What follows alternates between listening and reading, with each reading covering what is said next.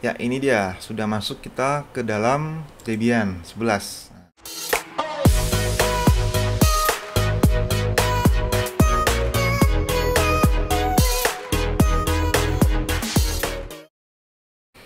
Oke, kali ini kita akan coba install Debian di VirtualBox. Nah, Debian adalah salah satu jenis atau distro Linux ya yang banyak digunakan, terutama digunakan untuk server ya. Jadi kalau misalkan teman-teman pakai Ubuntu atau Kali Linux itu merupakan turunan dari Debian. Jadi itu adalah aslinya Debian, cuman dimodif-modif jadilah Ubuntu, jadilah Kali Linux. Nah, jadi core-nya sebenarnya adalah Debian ini.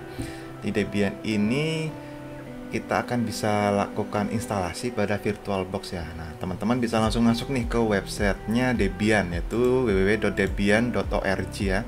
Di sini adalah tampilan webnya Debian. Teman-teman bisa cek di sini. Kalau mau download, kita bisa klik download di sini ya. Klik download. Nah, tapi sebelum kita download nih, saya jelasin dulu ya. Kalau kita langsung klik download akan muncul lah. Ini seperti ini kan, langsung ada notifikasi kalau kita mau download. Nah, kita cancel dulu nih sebelumnya. Karena apa? Karena kita yang di download tadi itu adalah versi Debian 11. Ini langsung ya, yang langsung versi terbaru Debian 11.1 AMD64 netinst.iso. Nah, ini dia netinst ini adalah apa? Nah, supaya lebih paham nih saya jelasin dulu ya. Teman-teman bisa cancel dulu waktu download tadi. Bisa masuk ke sini nih, other installer nih, klik getting Debian nih ya. Atau langsung ke sini debian.org/distrib. Nah, kalau di sini kita bisa ada bermacam-macam penjelasan ya dari versi file yang bisa kita download untuk install Debian itu sendiri. Nah, seperti jelasin ini, Debian adalah distribution yang free. Nah, jadi kan gratisnya, jelas gratis. Kalau Linux kebanyakan gratis ya, yang bisa di-download dari berbagai mirror nih. Kalau tadi kan kita download langsung versi ini yang small installation image ya. Jadi ada beberapa versi ya. Sini ada yang installation image, di sini ada juga yang cloud image. Yang cloud image ini dipakai biasanya di sistem cloud ya, seperti ini ada OpenStack dan ada Amazon EC2 ini untuk di ini ya, cloud Amazon AWS, atau juga di Microsoft Azure. Ini bisa langsung dipakai di cloud, jadi kita nggak perlu repot-repot install dari awal. Di sana udah langsung built in ya, kita bisa langsung pakai ini. Tapi ini khusus untuk di cloud ya, bisa dipakai untuk cloud. Terus yang kita pakai di VirtualBox itu kita pakai yang ini nih. Ada dua tipe, yang small installation image ini bisa di-download cepet karena filenya kecil. Tadi cuma berapa? Sekitar 300 mega gitu ya, kecil. Tapi, nah ada tapinya nih, saya nggak rekomendasikan ini karena ini dia walaupun filenya kecil, tapi dia itu nanti waktu proses instalasi dia butuh koneksi internet untuk mengambil package dari internet. Harus download dulu waktu install. Jadi makan waktu lebih lama gitu ya, karena waktu installnya dia harus download, dan itu tergantung dari koneksi internet kita. Kalau koneksi internetnya bagus ya lumayan cepat, tapi kalau nggak terlalu bagus ya sudah, makan tambah lama gitu ya. Nah, yang satunya adalah ini, yang complete installation image. Ini filenya besar, sekitar 4 GB kalau nggak salah ya. Tapi ini lebih saya rekomendasikan karena kita nggak perlu connect internet waktu install. Jadi misalkan kita download ini, ya udah kita langsung install dan langsung selesai gitu, nggak perlu koneksi ke internet. Walaupun nanti ada pilihannya waktu install, mau download package terbaru dari internet apa enggak. Tapi walaupun nggak connect internet nggak masalah, dan itu bisa selesai dengan cepat gitu ya. Jadi lebih rekomendasikan yang saya rekomendasi yang ini ya. Oke, kita bisa klik di sini ya, yang CD ini. Nah, di sini sebenarnya ya kita bisa download dari macam-macam nih. Kita bisa mau download dari ini HTTP FTP atau menggunakan klien lain, misalkan ini ada BitTorrent juga. Terus sebenarnya bisa kita download juga dari tempat lain, misal mirror yang paling deket ya. Ya, kita contohnya pakai ini nih, yang HTTP aja ya. Ini yang biasa kita pakai, download biasanya pakai IDM atau langsung di browser pakai HTTP ini atau FTP ya. Nah, di sini kalau misal kita scroll ke bawah, ini ada mirror. Mirror ini adalah lokasi dari file installer ini. Kalau misal kita download langsung di sini, itu biasanya kita download dari servernya Debian, misal di Amerika gitu ya. Kalau dari Amerika kita download di Indonesia, udah jelas pasti koneksinya agak lambat ya, karena kan dari Indonesia ke Amerika itu butuh routing yang lumayan jauh ya, dan juga pasti ada keterbatasan koneksi, misalkan bandwidth internasional segala macam dilimitasi dari masing-masing ISP atau internet service provider atau dari operator masing-masing ya, itu ada limitasi di bandwidth. Nah, supaya tidak ada limitasi seperti itu, kita bisa download sesuai dengan negara kita. Misalkan kita di Indonesia, ya sudah gini, di sini ada 2 mirror ya yang bisa kita pakai. Di sini Kartolo SPI Utama Net ID atau dari Mirror Poliwangi ACID. Nah, ini bisa dipakai dua-duanya. Contohnya contohkan pakai yang Kartolo ini ya.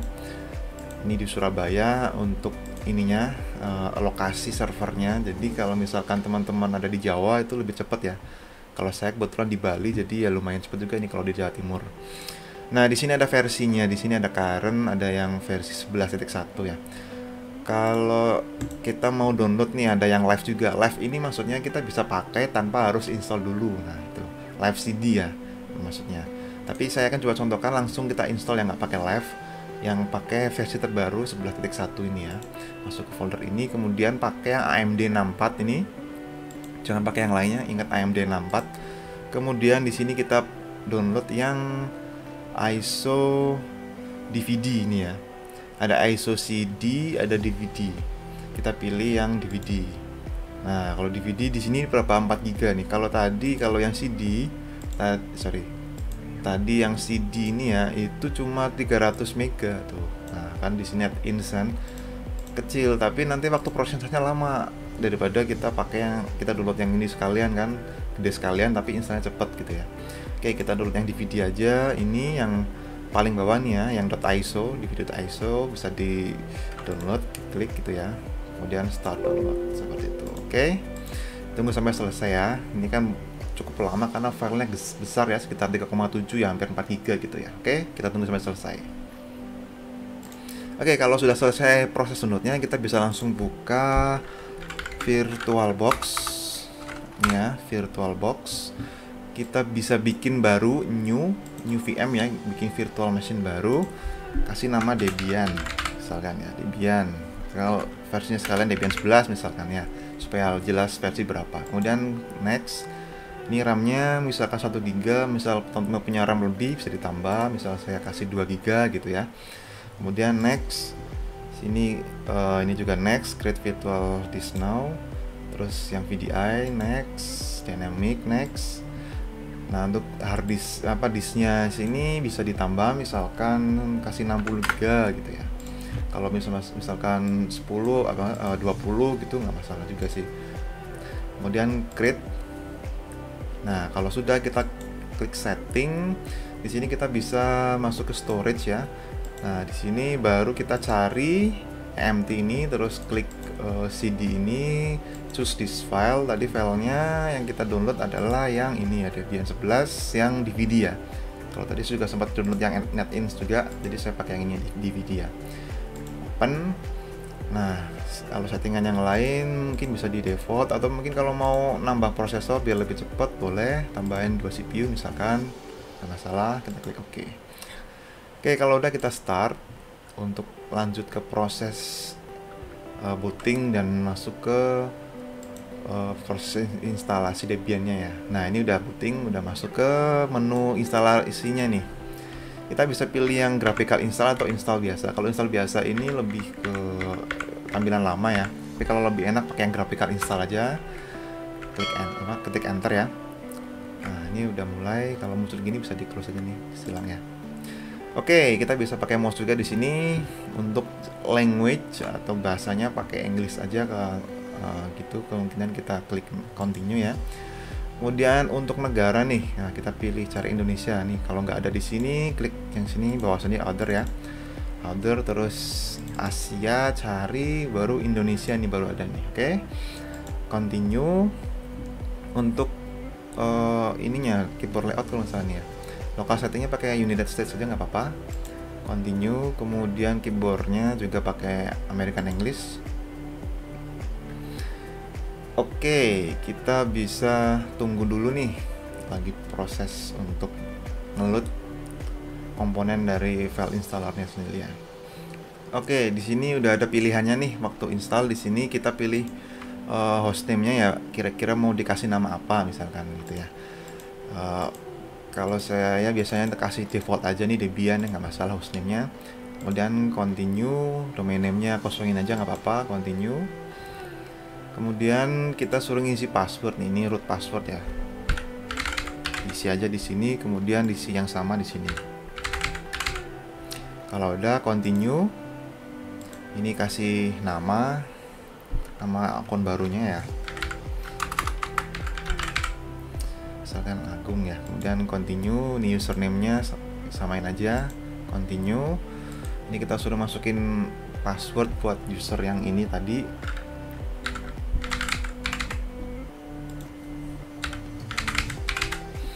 Oke, continue. Nah, ini untuk jamnya, kira-kira teman-teman ada di lokasi mana, di WIB, di Wita, atau di WIT ya. Kalau saya di tengah di Bali, jadi di Wita. Kalau teman-teman di Jawa misalkan bisa pakai yang ini ya, WIB ya, Western. Continue.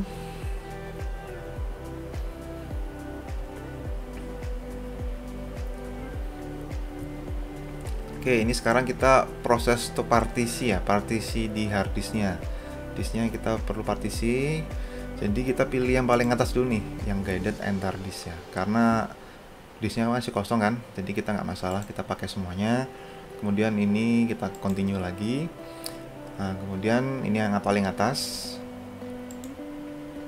Oke, kalau sudah finish ya, udah selesai. Ini seperti ini. Jadi tadi yang di partisi itu keterangannya seperti ini. Kita ada dua partisi yang dipakai, primary dan logical ya. Primary untuk data yang kita pakai, Linuxnya, logical untuk swap ya.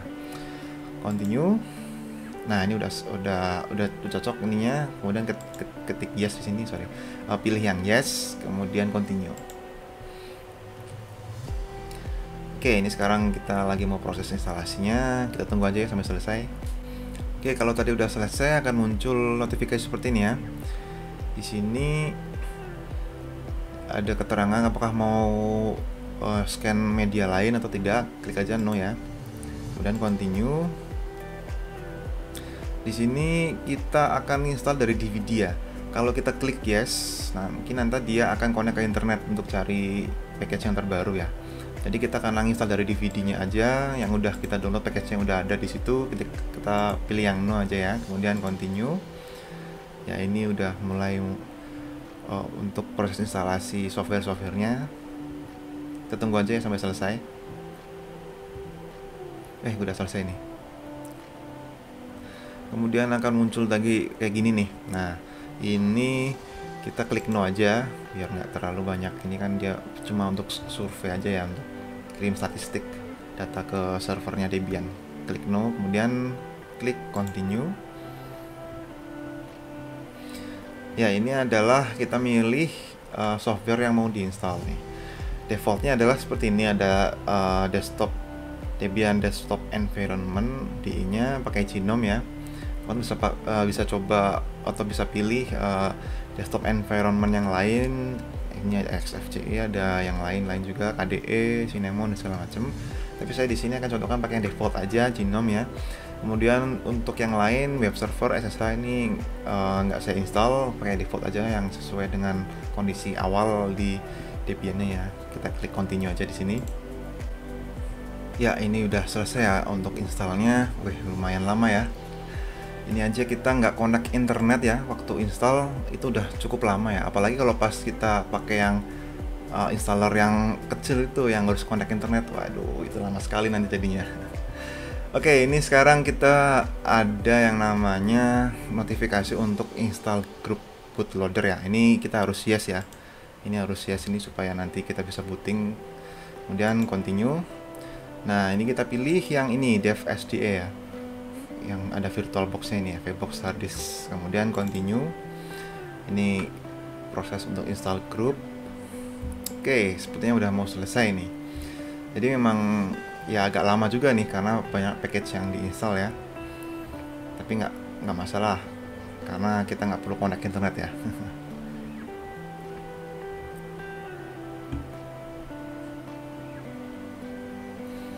Ya, sudah selesai, kita bisa langsung continue. Otomatis dia reboot ya, atau reboot itu adalah restart. Nah, ini kita udah masuk, ini namanya grup yang tadi diinstal itu ya, grup loader ya, seperti tadi itu grup. Oke, ini kita lagi booting ya ke sistem Debian-nya.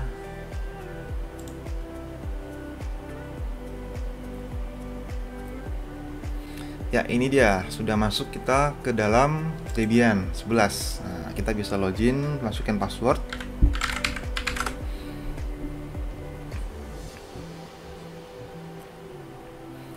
Oke, sudah selesai nih ya untuk bootingnya, sudah bisa dipakai. Kita bisa klik di activities ini untuk masuk ke menunya ya. Kira-kira mau ngapain nih? Ada Firefox di sini, terus ada yang macam-macam di sini. Ada file manajernya, terus ada office-nya juga. Kalau misalkan kita biasanya pakai terminal ya, terminal. Nah, seperti ini terminalnya. Kemudian kita coba nih di terminalnya apt. Bentar dulu, konek internet bisa nggak nih? Ping dulu, ping google.com. Oke, sudah bisa karena kita pakai networknya apa ini? NAT ya. Ya, sudah NAT dan dia otomatis di sini akan dapat IP. Kalau dicek di sini kita sudah dapat IP nih ya. Nah, ini dia. Otomatis. Jadi kita coba sudo apt update untuk update repository. Masukkan password. Nah, kenapa ini?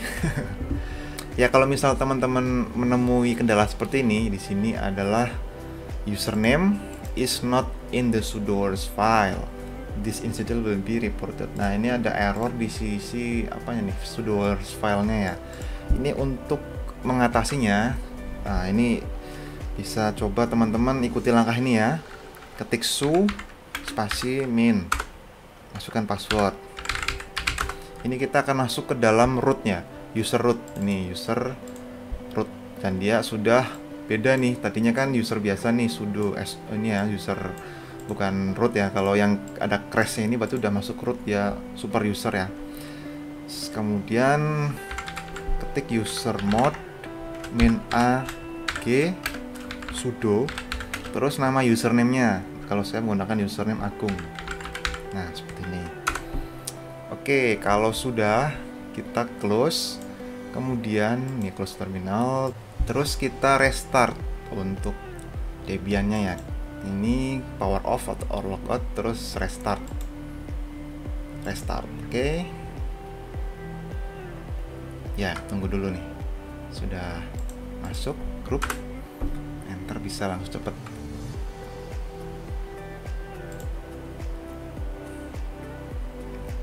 Oke, login lagi ya.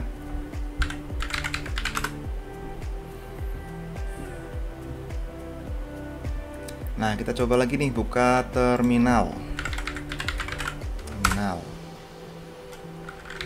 Sudo pt update. Oke, sudah bisa ya. Ini udah kelihatan di sini. Tapi apa di sini kalau kita update nih, update repository, ada error nih karena repositorinya pakai CD-ROM. Nah, gini kan tadi kan kita downloadnya pakai ini ya, pakai CD. Jadi ya inilah muncul error gini. Repositorinya harus kita update ya. Caranya gimana? Kita bisa buka nih ke Firefox ya. Cari Debian repository. Nah, ini yang paling atas. Scroll ke bawah. Nah, di sini ada nih. Ini akan kita copy ya, copy paste ya. Kita copy dulu. Terus kita masuk lagi ke sini, tapi kita ketikkan kode dulu nih. Ketikkan komen sudo nano etc /etc apt source list ya. Enter. Nah, di sini ada beberapa repository yang ada nih. Yang pertama nih CD-ROM ya. Ini kan sebenarnya udah nggak kita pakai karena kita sudah nggak pakai CD-ROM. Kita matiin aja pakai founder crash ya. Kita pakai tanda ini hashtag crash nih. Kemudian kita masukkan lagi yang tadi, kita klik kanan di sini, paste. Nah, ini dia. Oke, ini udah. Kemudian kita ketik tombol Ctrl O, enter, terus Ctrl X buat keluar. Oke, kalau sudah, kita ulangi lagi nih, sudo apt update. Nah, ini dia ngambil data dari repository ya. Oke, sudah bisa ini. Nah, kita coba nih sekarang buat install aplikasi ya. Misalkan sudo apt install, misal apa nih? Misal mc. Nah, ini dia. Oke, bisa, berarti udah bisa download atau install aplikasi dari repository ya. Jadi saya install mc itu aplikasi ini, Commander ya. Nah, ini kayak file manager inilah. Kalau ini kan GUI ya, jadi nggak perlu pakai ini. Tapi kalau kita pakai server beneran nih yang nggak ada GUI-nya, ini sangat membantu buat file manajernya. Oke, kalau sudah, sekarang ngapain lagi nih? Nah, kalau kita gede ini, nah itu kan tampilannya kan kotak aja segini ya, kecil ya. Gimana caranya supaya bisa lebih gede? Nah, itu akan kita bahas nih sekarang. Kita masuk ke activity ini, kemudian masukkan di sini search display. Nah, itu yang paling atas ya, klik. Kemudian kita cari resolusinya, kita ganti yang kira-kira nggak terlalu besar dan nggak terlalu kecil di layar ya. Kalau di sini misalkan saya pakai ini nih, 1440900 play. Nah, ini kan nggak terlalu besar, nggak terlalu kecil ya. Jadi lebih enak lah, lebih lega gitu ya. Oke. Ya, mungkin itu aja teman-teman untuk instalasi Debian 11 kali ini ya. Memang ada beberapa trik-trik khusus supaya bisa jalan semuanya. Jadi ya itulah yang namanya Linux, memang tidak segampang itu ya. Jadi memang ada beberapa trik-trik yang harus kita lakukan.